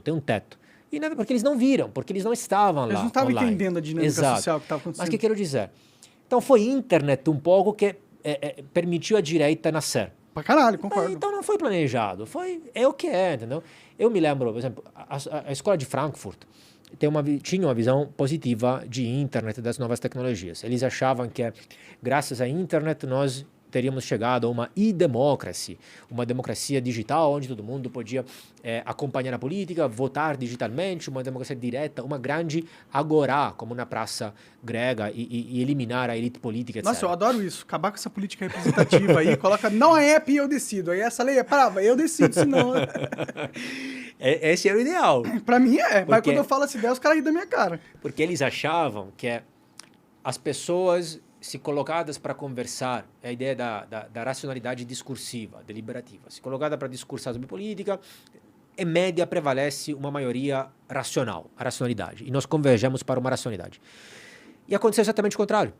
E, de novo, Neil Ferguson, que é um autor que eu gosto muito, contemporâneo, ele avisou, falou, não, tem um livro, A Torre e a Praça, muito bom. Ele avisou, falou, olha, internet é divisiva. Por quê? Porque internet te permite você se conversar com pessoas que pensam com você.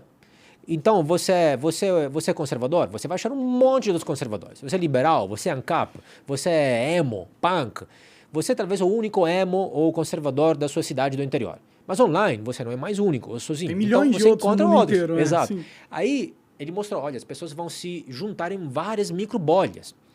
E ninguém vai conhecer. O que acontece hoje? Cada um na própria bolha, não conhece o resto do mundo. Acha que é. E aí polariza. Quando você não compreende, não conhece o ponto de vista do outro, aí você não compreende, não justifica, não tolera. E aí vira. O que eu quero dizer de novo? E você não tem os contrapontos da sua própria ideia, né? Você não consegue trabalhar a sua própria ideia. Se você tá num lugar onde todo mundo fala, realmente, isso é boa. E não dá um. Exato. E não melhora, né? Mas o ponto que eu quero dizer é que, assim, essa polarização foi gerada também, entre outras coisas, pela internet. Mas não é o plano, não é... É o que dá nisso. É uma consequência, não necessariamente... Eu entendo.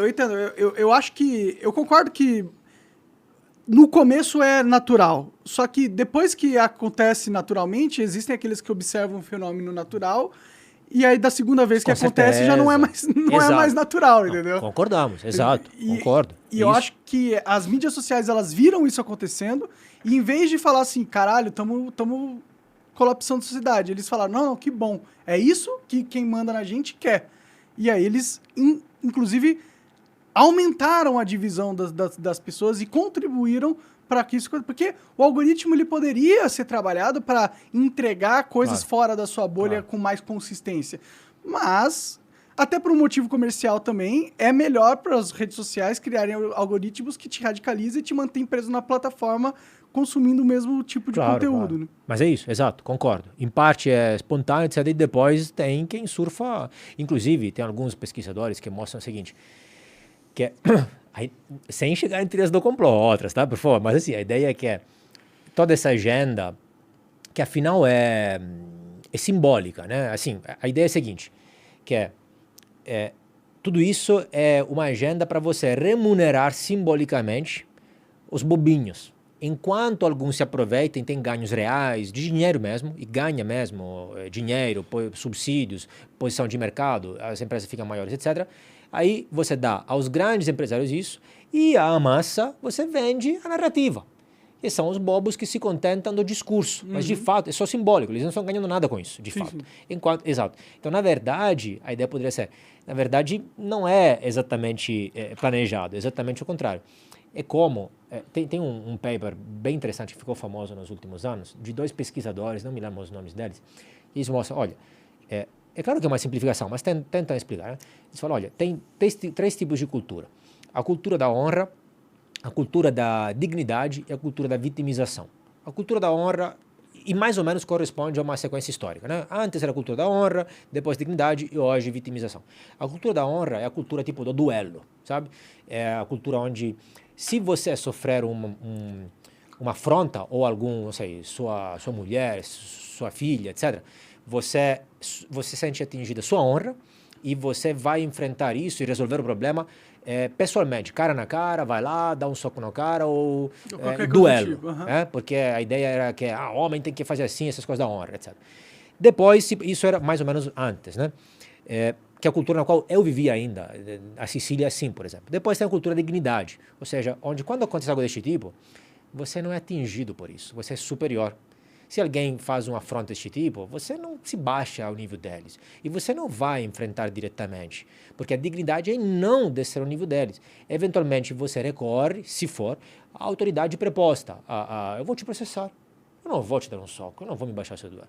Então, mais ou menos, isso é o que é atual, o que tinha até agora. E depois nós temos a cultura da vitimização.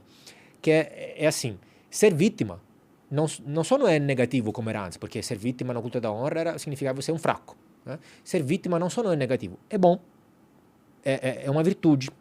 E chamar os outros para te defender, amigos, turminha, vem aí, vamos cancelar o cara, vamos todos criticar lá o cara. Não é uma vergonha, porque assim, você está precisando dos outros, você não consegue resolver sozinho, você não é adulto.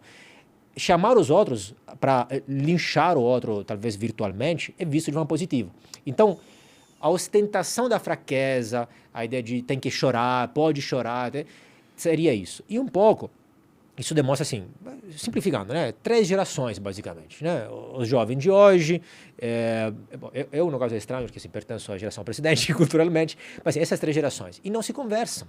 Mas, de novo, então, essa cultura da vitimização, se nós considerarmos que faz parte deste problema, não foi um complô.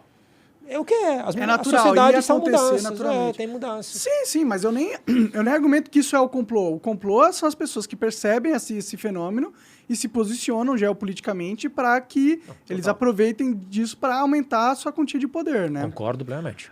Eu acho que a gente entra muito nesses negócios de teoria da conspiração porque está acontecendo aquele fenômeno que você falou, está havendo uma centralização do poder. Então, quando há uma centralização do poder, fica mais fácil de detectar os grupos que estão com poder. Hoje você tem a BlackRock, por exemplo, que é um fundo internacional com mais de 3 trilhões de dólares investidos no mundo todo. Então, imagine o tanto de budget de marketing que eles financiam, entendeu? Então, o controle político dessas grandes empresas, grandes corporações, grandes fundações internacionais é muito grande. Por isso que, normalmente, as pessoas acabam caindo em teoria das conspirações. Você viu aquele caso do Epstein? Sim.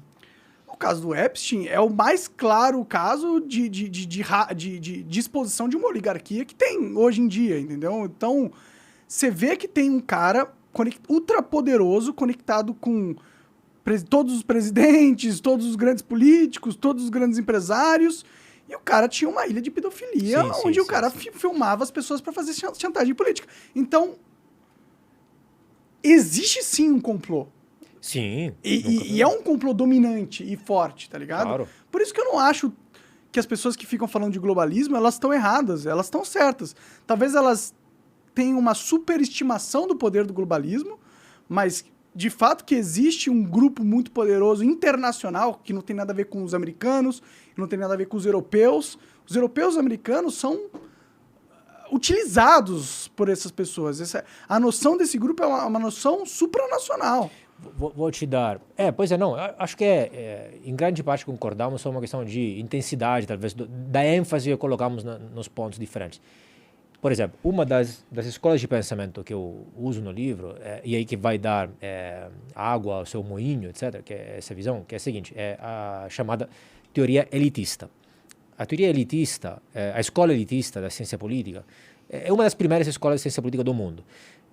A escola elitista basicamente é mais ou menos o contrário do que as pessoas ouviram na escola, né? Especialmente aqui. É mais ou menos o seguinte, a ideia é a seguinte, pensem final de 1800, começo de 1900, 1920, etc. Aquela época na qual estava tendo o gradual fim das monarquias absolutas para monarquias constitucionais, parlamentares ou até democracias. E o surgimento da sufrágio universal, sociedade de massa, meios de comunicação de massa, etc. Então, uma maior igualdade. Era uma época de relativa euforia, do tipo, as elites aristocratas do mundo acabaram e agora é o povo que vai mandar. Democracia, sociedade de massa, etc. E a escola elitista, com autores, era uma escola inclusive italiana, com Pareto, Mosca e Michels, que era um alemão, falava, olha, mais ou menos.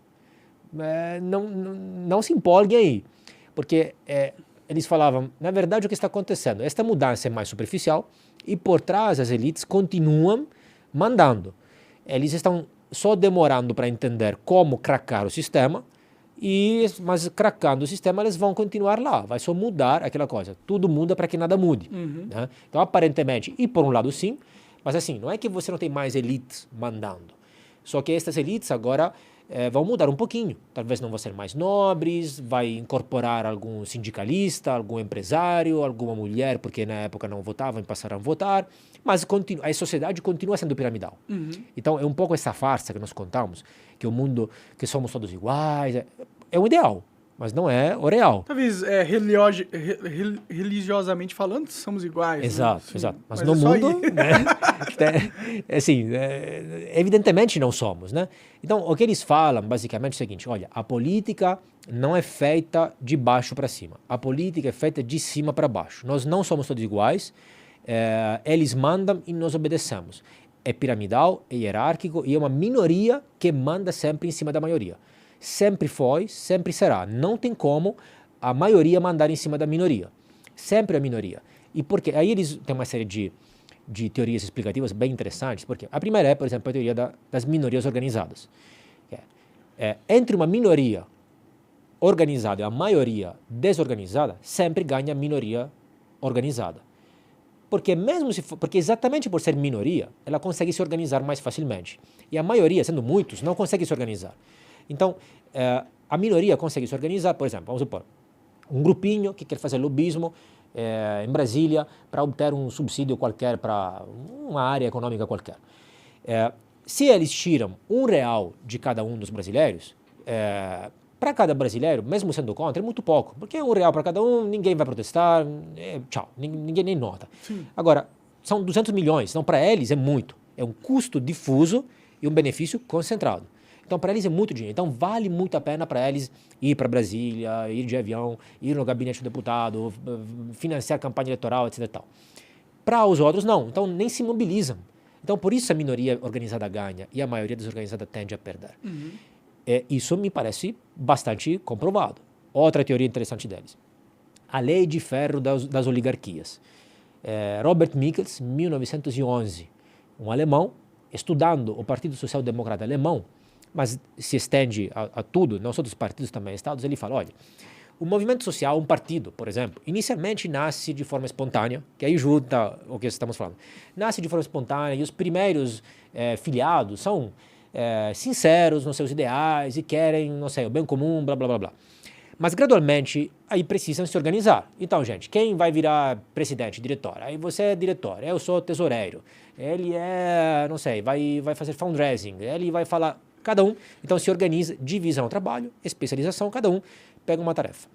No momento no qual você é diretor, eu sou presidente e tal, eu gostei desta poltrona. Né? Eu achei... Confortável, Você gostou também? Pô, boa. Então, seu mandato vai acabar. Estabelecemos que ia durar, não sei, 2 anos, seu mandato vai acabar. Você vai abrir mão ou vai tentar se recandidatar para uma reeleição?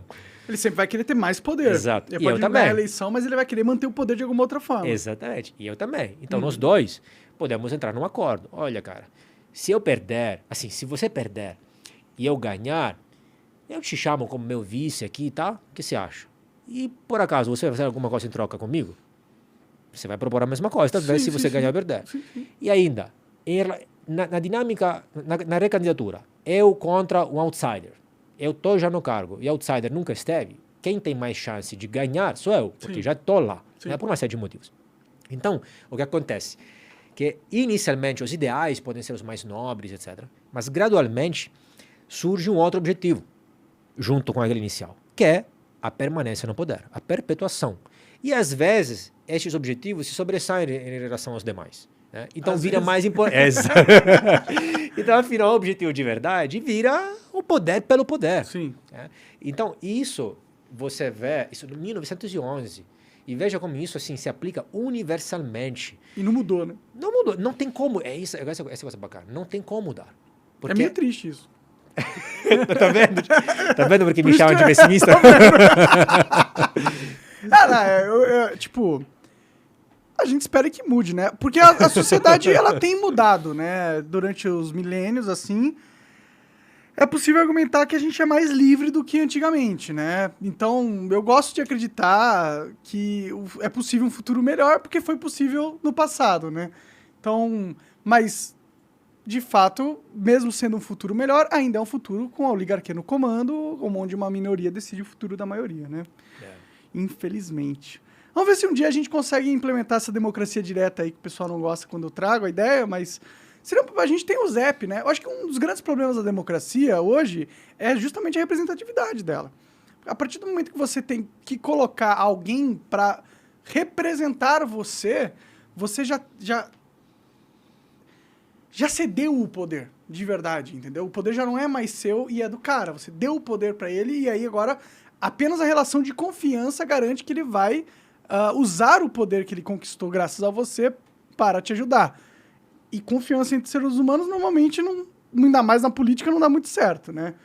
Então, eu acredito que a evolução do nosso sistema político, ele vem da descentralização do poder político ao ponto da individualização do poder político. Porque é claro que não dá para todos nós aqui acompanharmos toda a burocracia estatal e decidirmos tudo o que acontece. Óbvio que você vai ter que delegar a responsabilidade às pessoas, porém o controle dessa delegação, atualmente, é um controle de 4 em 4 anos no sistema ultra marketing das eleições, é um concurso de popularidade. Se a gente acabasse com esse mecanismo de ceder poder e implementasse um novo, onde você pode escolher um representante. Você quer ter um deputado? Ok. Mas se uma lei específica ele votou algo que você não gostou, você simplesmente poderia abrir o app, ir na lei lá e mudar a sua porcentagem de voto para ser contrária ao voto do que o seu representante escolheu. Daí você deixa que, em último caso, a decisão é do eleitor, mesmo que você tenha um representante ali fazendo o grosso para as pessoas. Por exemplo, em vez de votar um representante há quase 4 anos, você podia só escolher quem representa você no dia. Não gostou? Você troca, é outra pessoa que te representa. Eu diria o seguinte, você falou da representação, né? É interessante, porque inicialmente os parlamentos nasceram exatamente para limitar o poder do monarca, né? E os parlamentos são, em teoria, os membros são os representantes do povo, da vontade popular. Inicialmente talvez era assim, até se com alguns problemas, mas assim. O ponto qual é? Que inicialmente eles eram pessoas da sociedade, claro, os alfabetizados da época, que eram poucos, etc. Ok, com a sociedade que tinha. Mas uma vez que eles chegam no poder, eles acabam sendo cooptados e capturados pelo poder. Uma vez que o cara se elege um professor, um sindicalista, um policial, por acaso, não estou falando. Uma vez que o cara inicialmente é professor, sindicalista, policial, mas uma vez que o cara faz 20, 30 anos que é político, ele não é mais professor, ele é um político de profissão. Enquanto tal, ele terá alguns interesses, da casta dos políticos. E a mesma coisa acontece com os partidos. Outro fenômeno que se explica muito na ciência política é o cartel party, o cartel de partidos. É um cartel, assim como existem os cartéis entre as empresas, né? Se fala de cartel dos postos de gasolina, etc. Existem cartéis dos partidos. Então, os partidos existentes fazem um cartel para limitar a concorrência por partidos externos, pequenos ou potencialmente existentes. Eles fecham para limitar tudo isso. Como? Através do controle de várias coisas, principalmente dos recursos. Coligação, né? Financiamento eleitoral, tempo de mídia, por exemplo, né? Ou mudanças, às vezes, micro na campanha eleitoral, o tempo de campanha eleitoral, quanto vai ser o financiamento online, quanto vai ser a vaquinha, etc. Que, na verdade, além das justificativas, o fim é sempre diminuir a concorrência, para eles se perpetuar no poder. Se você vê os financiamentos eleitorais, sempre fundão, quem recebe mais são sempre os grandes partidos de sempre, aqueles mais sujos, mais envolvidos em casos de corrupção, etc. Então isso é porque, de novo, os partidos em teoria seriam associações privadas da população, da sociedade civil, para representar os interesses da população, mas uma vez chegados lá, muitas vezes acontece o contrário. O importante, eu acho, o seguinte, primeiro entender isso, porque se nós não temos esta teoria, essa explicação realista, a meu ver, claro, se nós escutamos só a teoria, aquela bonitinha, que é a teoria democrática, né? Que a democracia é aquela coisa, arco-íris. Cara, isso aí é um diagnóstico errado, não é verdade, e aí não leva para lugar nenhum, porque você não entende de onde surgem os problemas, você acha que o problema é cultural, você acha que o problema é má vontade dos políticos, ou que, coitados, que são incompetentes e besteiras desse tipo. E aí você vai propor besteiras. Tem que ter gente competente, o Estado eficiente. Não é isso. É uma questão de sistema de incentivos. Então, o que eu acho que aconteceu? Veio a democracia para descentralizar o poder, e de fato descentralizou em comparação às monarquias precedentes. Só que, de novo, as elites cracaram o sistema. E hoje estamos num processo de concentração. Sobre a sua proposta, eu acho que qualquer proposta de experimentação política é bem-vinda. Acho que mais experimentos... A política é uma área onde se experimenta muito pouco, por óbvias razões, né? Infelizmente. Muito menos que na economia, por exemplo. Então, se você tivesse mais experimentos diferentes, competitivos entre eles, aí nós podemos ter a possibilidade de testar e ver o que funciona, o que não, o que dá certo, o que não. Alguns podem ser ao nível nacional, outros interno. Cada estado ter um sistema diferente. Por que não experimentar? Hoje nós temos basicamente um sistema único no mundo, o Estado-nação praticamente no mundo inteiro. Já na história nós tivemos sistemas diferentes. Teve cidades na Idade Média onde, por exemplo, o governo, entre aspas, era regido por 9 magistrados, assim, 9 ministros escolhidos aleatoriamente, um sorteio entre a população. E estou falando de Siena, uma cidade que ficou super rica na Idade Média. Com esse modelo? Com este modelo. Foi a primeira cidade onde surgiu o primeiro banco do mundo, o Monte Paschi di Siena, em final de 1400. Então, mais teste e testes em concorrência entre eles, acho que é positivo. Infelizmente, é difícil, porque a dinâmica, a tendência da política é exatamente o oposto. É o monopólio, a centralização. Sim, a natureza humana é muito filha da puta, né, nesse sentido. Não sei, eu joguei essa ideia aí pra galera. Quem sabe? A gente podia começar com plebiscitos digitais, vai decidindo uma coisinha ou outra, vai melhorando o app, põe um blockchain ali no app do governo. Estamos no futuro, né? A gente podia dar uma acelerada nas coisas. Parece que a gente fica vendo tudo dar errado, a gente sabe quais são os problemas, mas a população não se une para resolver. Elas ficam esperando messias, mitos e picanheiros em geral, né? É foda. Adriano, obrigado, cara. Valeu demais vir aí. Obrigado você pelo convite. Finalmente conseguimos. Obrigado pelo presente. A ciência da política, uma introdução. Adriano Gianturco tá aqui. Onde o pessoal compra? Agora tá na Amazon, praticamente, sim. Vai lá na Amazon, é um livro denso, né? Bastante coisa, mas você vai saber aí, pelo menos, o básico da ciência política ali. O Adriano garante para você. E muito mais, tá bom? Você tem mais livros além desse? Tenho, o segundo, mas planejo escrever um. Qual que é o nome do outro? Organizado. Não, ainda está em fase... entendi. Então é isso. Quer deixar suas redes sociais pra galera acompanhar, alguma coisa assim? Sim, pode. Senão fique com inveja, tá? Eu ainda não sei por quanto tempo ainda, eu tô no Twitter. Você tá tranquilo. No Twitter, no Instagram. No YouTube também, e que mais? Facebook ainda tem, tá lá. TikTok, tá De usando vez em não? quando, não. Tem que usar, De vez TikTok é em bom, quando. viu? É sério, tô usando não. Eu tenho minhas restrições ainda. Pô, você tá com medo da política de privacidade do Não, TikTok? não. Eu não sou muito fã das mídias sociais de forma geral. Ah, entendo. Já mas... me falaram que estou arriscando bastante, talvez daqui a pouco eu vou ser cancelado também, mas por enquanto estou lá, nessas mídias sociais. Legal, vai pro Obrigado. TikTok também, para com o preconceito que tem que estar em tudo. Esse é o caminho. Adriano, obrigado, foi demais, achei o papo muito interessante e inteligente. Vamos conversar mais vezes no futuro, fazer um combo aí com o amigo seu inteligente também, pra gente discutir várias coisas. Obrigado mesmo, galera, muito obrigado. Tchau, e é isso.